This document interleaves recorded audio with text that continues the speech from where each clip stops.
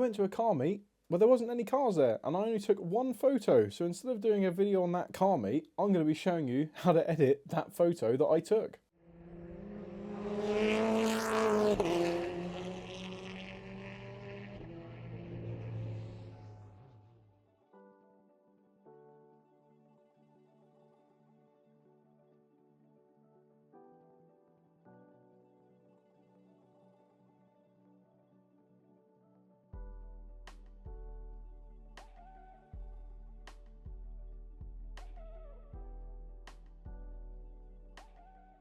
So yeah guys, basically I went to refuel the Cars and Coffee place down by Exeter, and yeah, there wasn't any cars because it was raining, which was a bit annoying. But there was one car in particular, and it was a jacked up Rolls-Royce, basically on top of a Mitsubishi L200 chassis by the looks of it. And it was pretty cool. So I took this photo, the only photo I took, because that was the only car worth taking photos of because there wasn't anything else there. So instead of doing a video, like I said, about that show or that meet, it was meant to be diesel day and there wasn't anything there when I was there. I took the Fiesta. I'm going to be showing you how to edit, or how I'm editing this photo in this video instead, because I know you guys like a photo editing video. So let's get on with it. Right guys, so we're in Lightroom, and this is the photo that I took of that Rolls-Royce on the Mitsubishi L200 chassis. And you can see it does look pretty cool, doesn't it? It's really different. We were eating our breakfast in the restaurant and that drove past the window and we were like, okay, that's pretty cool. So we had to go out and have a look at it. And yeah, if the owner is watching this video, that's really cool, mate. You don't see stuff like that very often.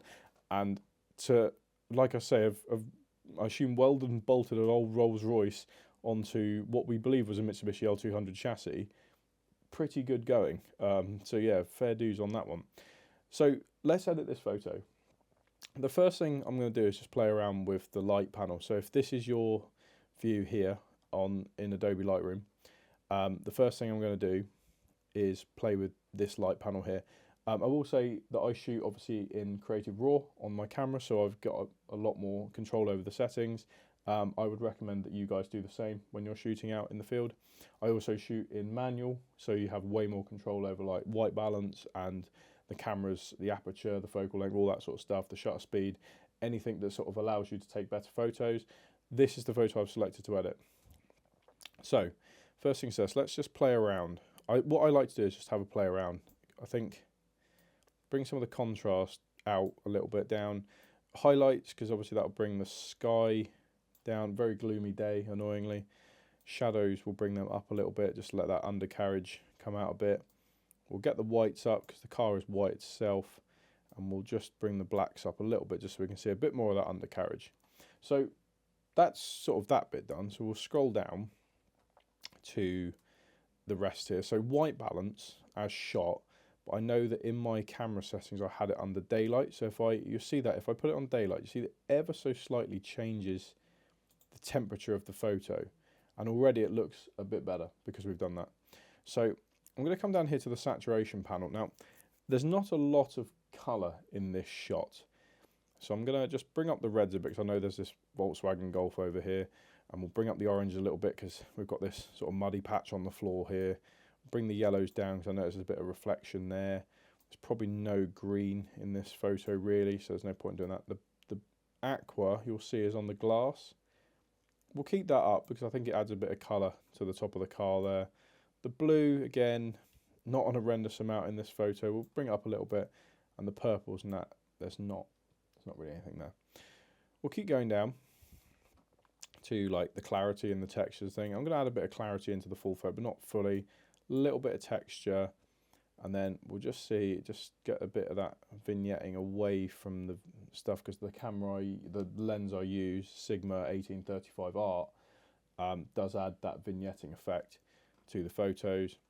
And then I should have done this at the start, but you can do it a bit now. So I'm just going to go into the optics and remove the chromatic aberration, enable the lens correction. You can see that it's found the Sigma 1835mm. It just gets rid of that fisheye sort of effect you get there. See that there when I click on it?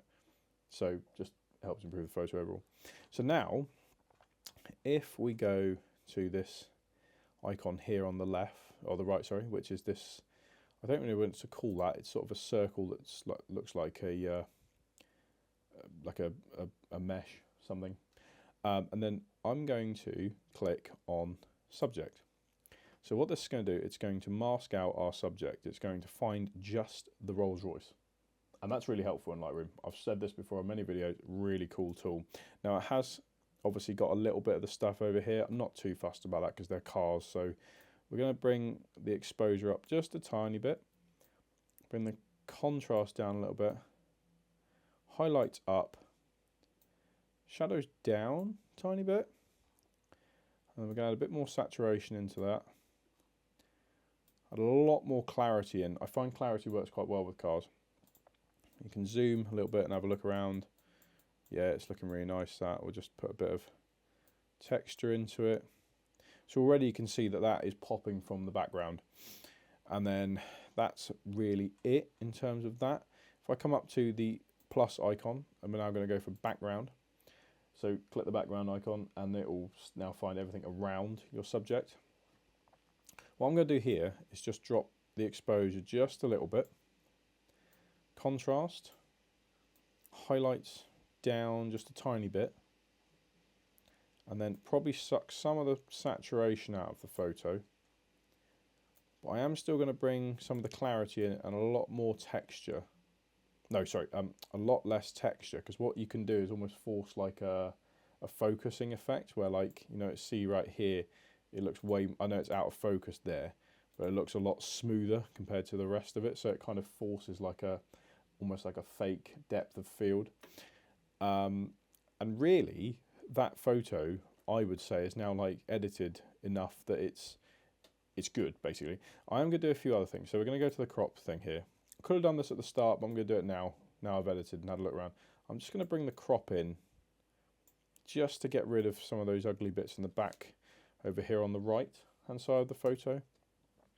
So yeah, already that's a better looking photo. I'm going to come back to the weird mesh icon here, and we're going to go to the plus again. We're going to add some linear gradient to this. So I'm going to click and drag from the bottom, and we're going to sort of drop the exposure there. This sort of highlights up the car a bit more by dropping some of the darkness in that foreground. That helps sort of, you know, make the car pop. We're then going to go back to the main panel of light adjustment, and now I'm going to play around with the S-curve tool. Now, I don't really know what people could do in terms of, you know, which bit of this they do first. I know a lot of people just use the S-curve. I like to play around with it after I've done the edit. So we're going to keep it on the saturation bit. We're going to click 3 points across the bar, and we're just going to move it around a bit and see kind of what we can get by bringing the midpoints down and maybe the shadows up a tiny bit. So already, you know, the car's looking quite good now. I think it pops very nicely. I think the overall image is cleaner. And yeah, I think really that is now edited. So, like, you know, we can see before and after. You can see how much more it pops. So yeah, I think that's actually all done for this this guide. Really quick one. There's more you could potentially do in Photoshop. You could go around and remove some of these horrible lines and that in the background, but I don't really think it needs to, because I think it takes away from the aesthetic of the place. But yeah, this Rolls-Royce L200 thing, all edited, looks really cool. It's a powerful looking image. The only thing I might sort of do is just maybe twist the... Yeah, okay, so I've kind of moved the canvas a little bit so it kind of, the angle sits with the car, and I think that looks really cool now. I'm actually really happy with how that photo's turned out. Yeah, really happy with how that's turned out. Guys, that brings us to the end of the video. I'm sure you think that it's pretty cool. The car itself was pretty cool. This is the photo before, and this is the photo afterwards. Looks really cool, doesn't it? That car was really interesting to look at, I'll say the least. It's annoying though, it was the only sort of car worth looking at the place. But that's not to say that Refuel down in Devon, I think it is not it's a great place. It's a really cool place. It does great food. It's a great little cafe, motorsport car themed cafe. And they do good meets when there's a lot on. Just unfortunately the weather, I think today just kept people away because it was really wet. So yeah, there wasn't a lot to see unfortunately, but luckily that person showed up in their Rolls-Royce. If you have watched this video, the person who owns that car, you know, drop me a message. It'd be great to actually do a full proper photo shoot with it potentially. So yeah, if you are out there, drop me a message. But anyways guys, that brings us to the end of the video. Hope you've enjoyed it. Hope you've learned something about Lightroom from it, because I do these tutorials as much as I can on the side. Don't forget to like the video. Don't forget to subscribe to the channel, and I will see you in my next video, guys. Take care. Look after all those crusty, rusty modified cars of yours, and continue taking lots and lots of photos for the internet of them.